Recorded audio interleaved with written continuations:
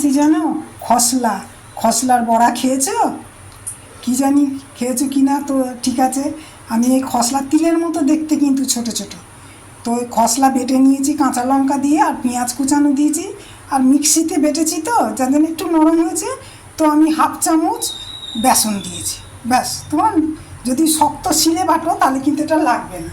তো এই যে এবার বড়াগুলো ভাজি, একটু নরম হয়ে গেলে তো দুটো বেসন একটু দিতেই হয়।